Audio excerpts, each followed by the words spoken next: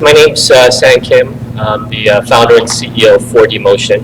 And thank you all for coming. And I just want to show you how our technology works. And if you have any questions, feel free to just keep this interactive. Okay?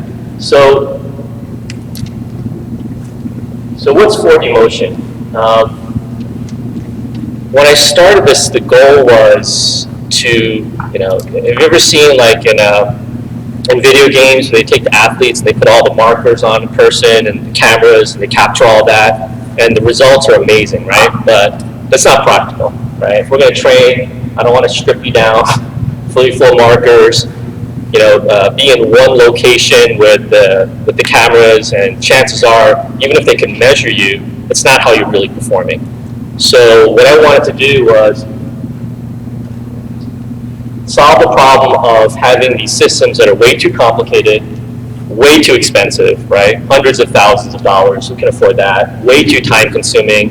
I've actually done this process. It takes like a day, okay? Like, you don't have a day to spend with people. And I also want to create something that's extremely portable. You can use it anywhere, right? You're not limited to where you have all these cameras set up, because we don't use any cameras. We just use sensors.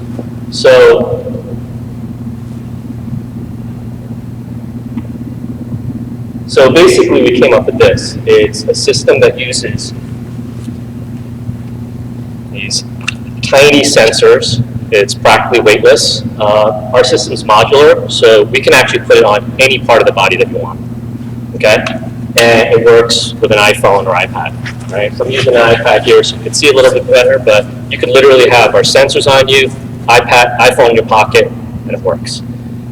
So why does this matter? Why do you want to measure this stuff?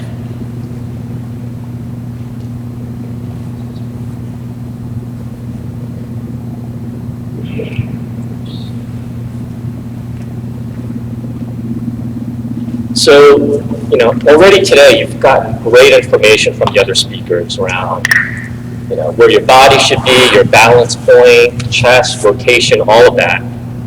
So what we're doing is giving you the tools to measure that. Okay, so you could take all of this information, because one of the problems I was trying to solve when we started this is there's a term called proprioception. And basically what proprioception is what you feel like you're doing, right? And the problem with most athletes is that feel versus real is dramatically different, right? So you can have a great coach, or you watch something, or you learn something, and you try to replicate that motion, and you think you're doing that, but in actuality you aren't. So what this system's all about at the end of the day is the ability to take all this great information that these guys are giving you, measure it, see if you're actually doing what you want to be doing, and then train you on improving that, okay? So let me give you a couple examples. I know it's a little, feel free to come closer,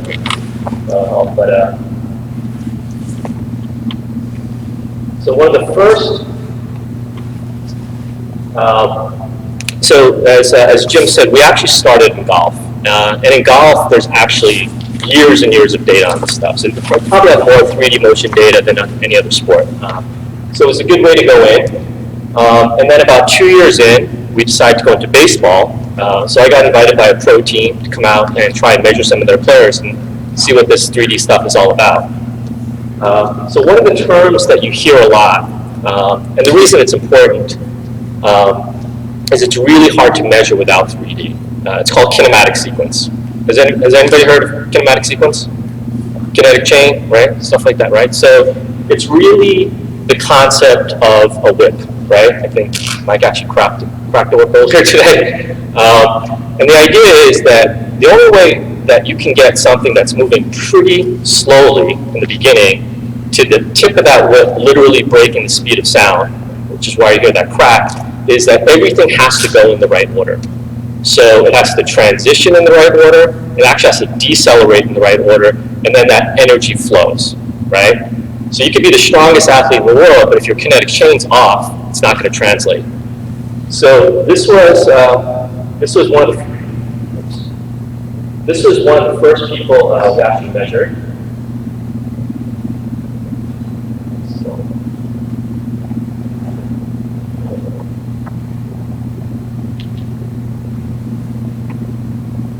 And as you can see, we put 5 sensors on him. I had his hip, chest, arm, and back. And with 3D, you can actually, unlike a 2D video camera, you can actually see your swing. Okay, zoom in, out, you can see it from any angle. Okay? So one of the things that we look at, I'll show you the technical version and the simpler version first, is we can actually map out a person's kinematic sequence. So this is how fast your hips are accelerating, decelerating, order, and all of that. And when I saw this batter, basically it just jumped out. His hips were late. So he was actually kind of initiating his swing with his chest. And if you think about that, all that power that you're generating, right? So how do we generate power? We push off the ground, ground pushes back, and then the rest of your job is really to push that power through your chain into your arm or the bat as efficiently as possible. Now when a guy's going with his chest first instead of his legs, he's not utilizing, this was a big 6'2", 240-pound lefty, massive legs, he wasn't utilizing that at all. So the simpler view of that for an athlete or a coach is his deceleration sequence was chest, arm, hip, bat. We're looking for hip, chest, arm, bat, just things moving in this direction. So when we measured him, his bat speed was, peak bat speed was 1,968 degrees per second, okay?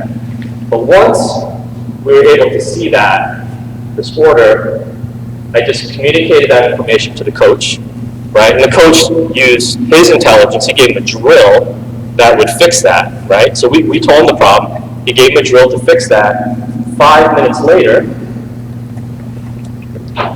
if you watch, swing looks exactly the same.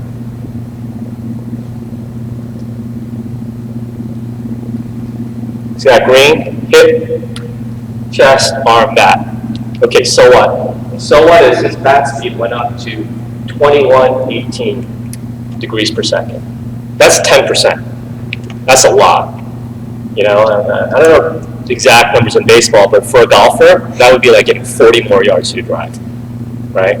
So they would have been happy with 2 or 3%, but in 5 minutes, one adjustment, he gained 10% more speed, okay? Now obviously he's got to train that motor pattern, right? You know, he's got to use that drill that the coach is giving, but we see this over and over, the kinematic sequence and optimize the chain, how your body moves. I'm not making you stronger or more flexible in 5 minutes, just teaching you the right motor pattern, and that's how it goes.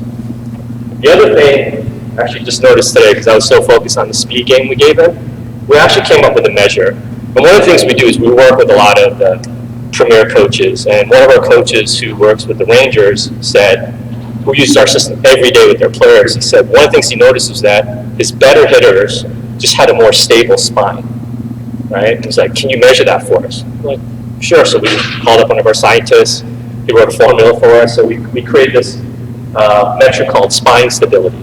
What that basically is for a hitter, when you initiate that swing, which we typically measure from the hip starting the rotation, I don't care if you're swinging around waiting up, as soon as you start that swing, I'm measuring how efficiently you're rotating around your spine.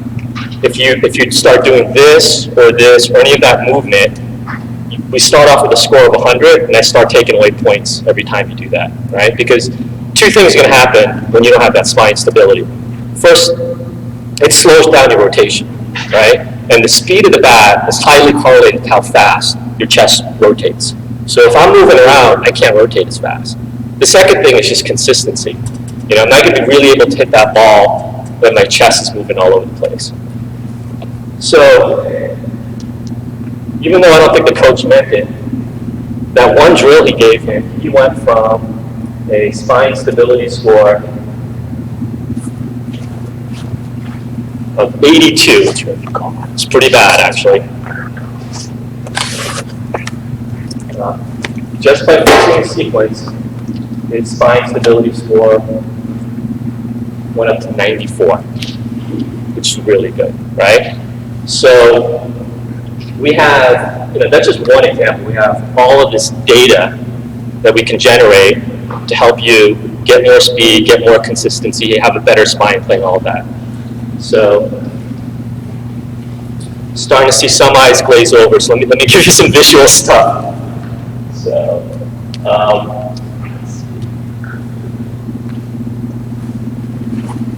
some of the other things we could look at are how the bat's moving in relation to the body. So we have this pretty cool tool here that actually looks at the swing, the plane created in your swing. And again, great feedback from one of our professional teams. They said that they believe that there should be a 90-degree relationship between your spine and the bat at impact, right? So we actually built up this tool where we measure how your bat's moving through the swing, and then we have this red plane that's moving 90 degrees from your spine. So we just take it impact, and we look at how well these two things line up, right? So this guy's got some work to do. These two things don't line up. This guy, look at the impact.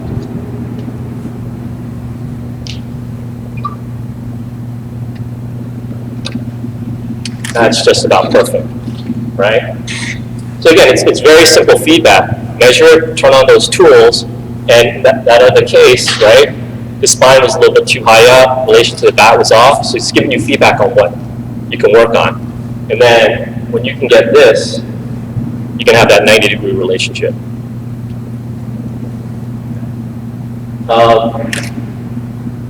You probably can't see, but you know, I've heard force vectors, I've heard acceleration, body paths. So these tools, we can actually measure all of that, right? So we know what direction you're applying the force to the handle of the bat.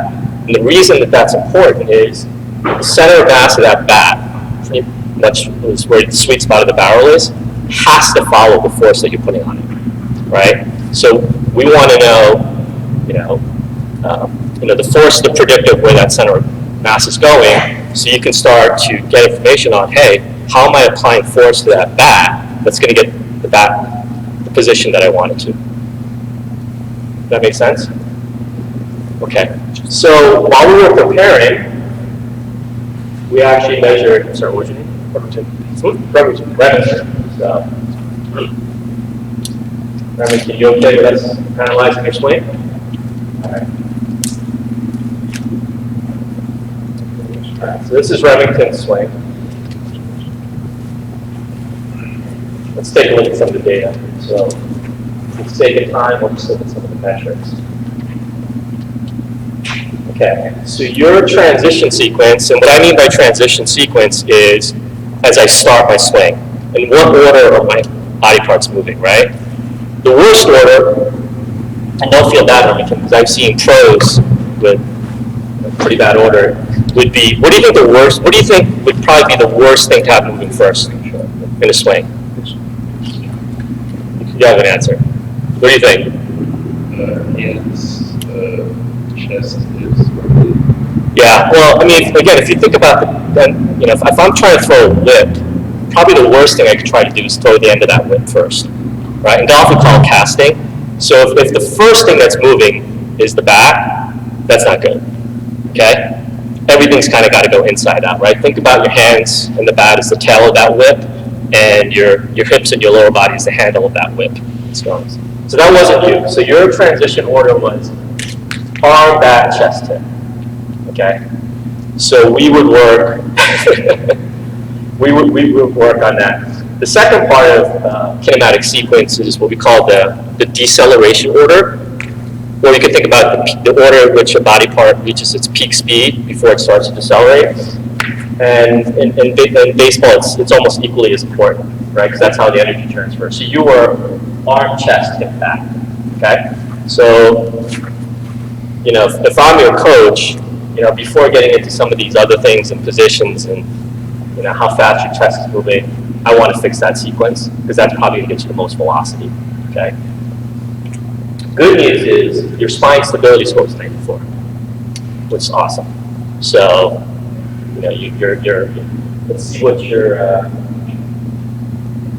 bat attack angle is +8 degrees, which is good. Let's see what your how you did on the plane.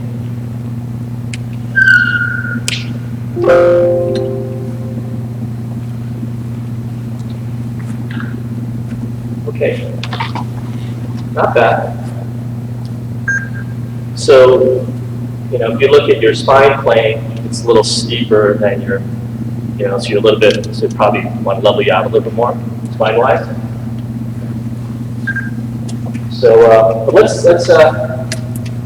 let's do another swing, right? And this time, let's just focus on driving hips first, letting everything else go. Okay, ready? Hips and then hands.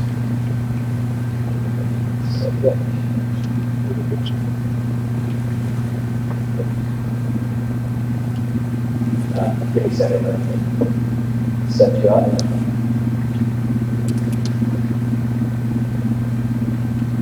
Okay.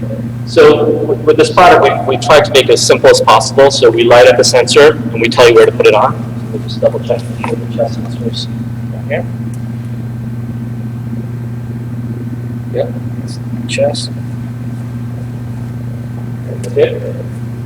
Hip. Upper arm. Lower arm. Back. Now we're going to calibrate you, so I want you to stand like a soldier facing that way.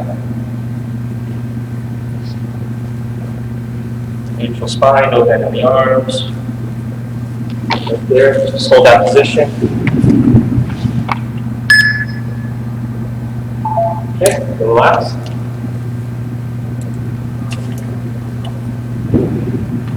So if we use that camera-based system, like the thing I showed you at the beginning, this part would probably take it over an hour already.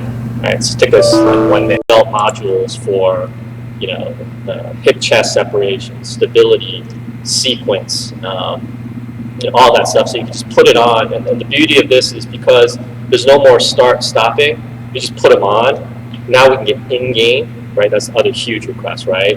Under the pressure of the game, everything changes, right? So capturing this stuff in game is one of the biggest benefits of this.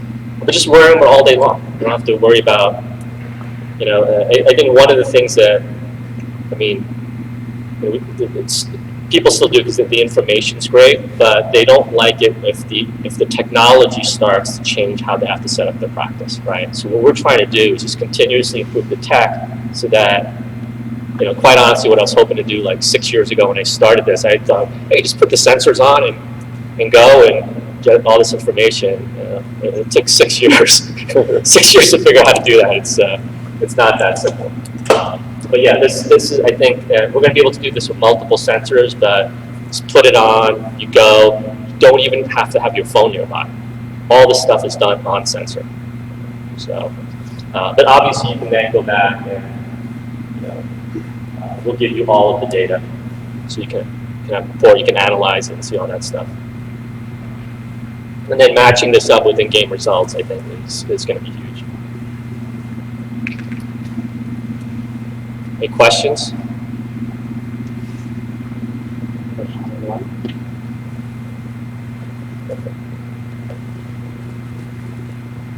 I mean, go through. All right, guys, if you have any questions right now on the live stream, now would be a great time to ask. So, I was just saying, go through how affordable the system is. I think a lot of people see these systems and they think expensive.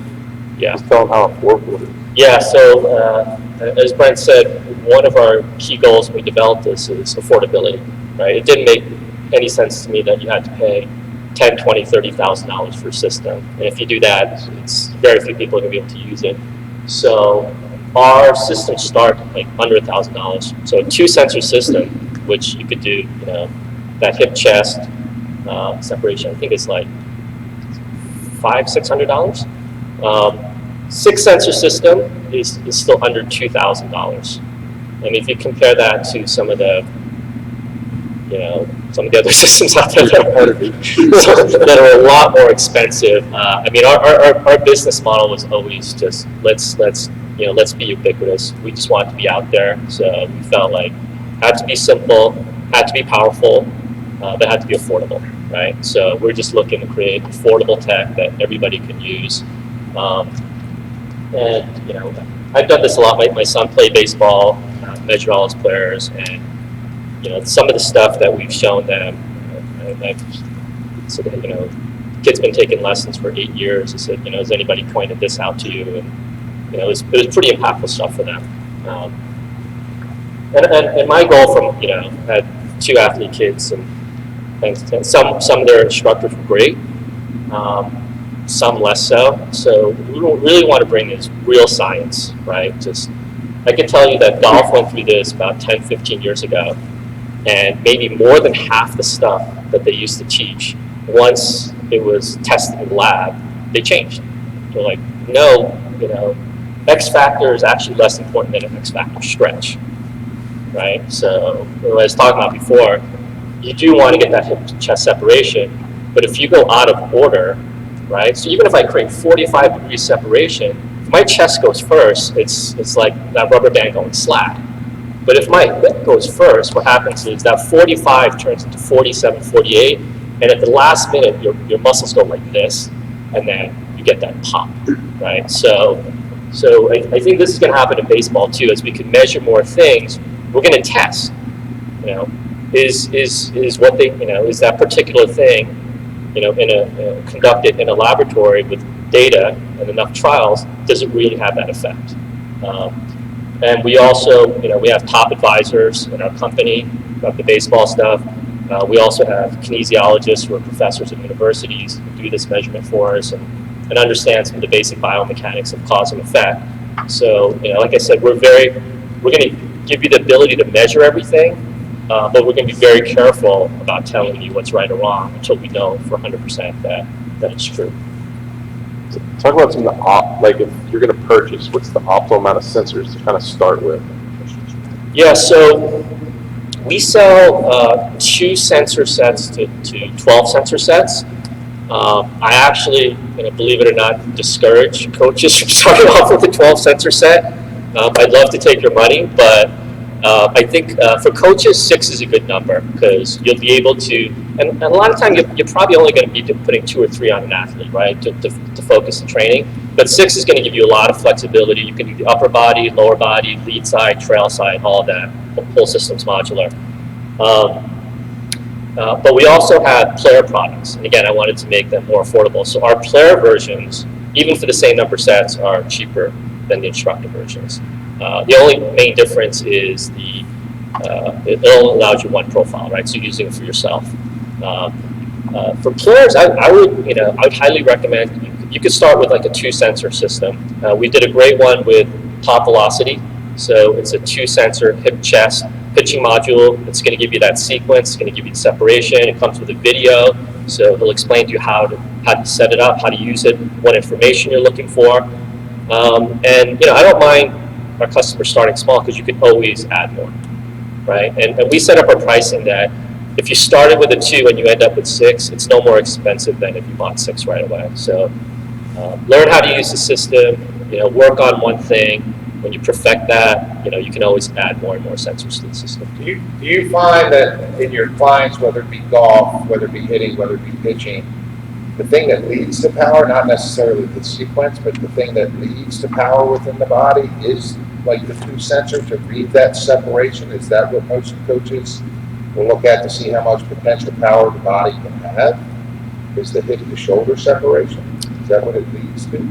Yeah, well, I mean, like you said in your talk, right? You generate power through the ground, right? So it's why force plates are so popular in golf, right? So just using your feet to push off the ground, and the stability of that, right?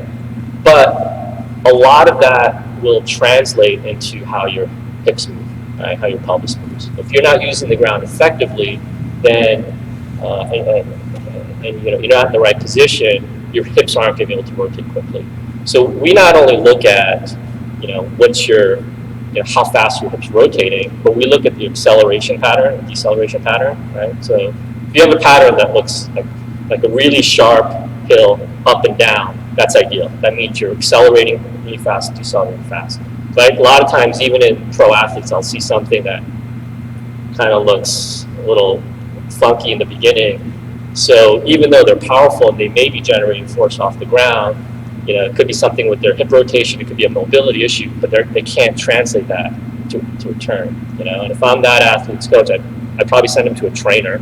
Let's figure out if he has a mobility issue first. Right? Why can't he accelerate properly, right? But then it's the whole chain. Like I've measured, 90-pound, 11-year-old kids who can spin their hips like anything, but they don't have the strength to translate that, right? So if you don't have the core strength, you might have super fast hips, but your chest is 10% faster than your hips. Then it's not translating throughout the thing. So now you got to work on your core. So a lot of this stuff actually, we have a whole other side where trainers use our system to take them through range of motion analysis, asymmetry, movement screens. Because before you really start asking an athlete to do something, you want to make sure he's capable of doing it, right? If he's not capable of doing it, it might get hurt, right? So we do that as well. Wouldn't you recommend that they just download the app? Do you have some features for them just to download the app? Yeah, so the app is free, so you can download it, and it has a couple of examples of some pro, so you can just see how a pro's moving. And then when you want to buy the system, you place an order, you get the sensors, and you get a license code that will allow you to activate it and work with the sensors. Also, too, what I'd like to use with it, like guys, players, coaches can share, say, a swing or whatever, they can share it, and you can access it through your app. Yeah.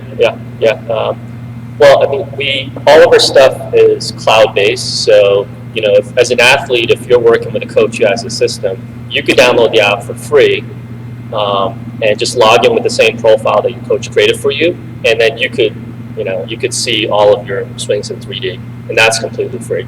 So, and then we have sharing functionality so that coaches, if you go to get trained by a specialist and who has this, he can share that with your coach. So we have full, sharing functionality as well. Cool. I'm sorry? So it's 4D, and then a space, and then motion. Yeah.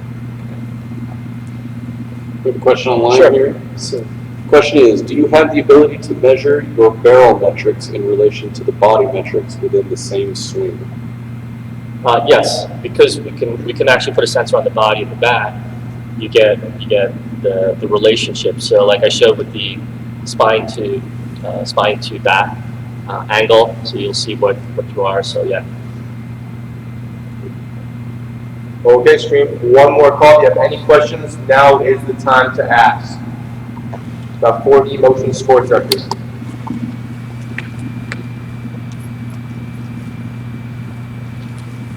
Usually about a minute or less. All right, anything from anybody else? Awesome. All right, let's give Sang a good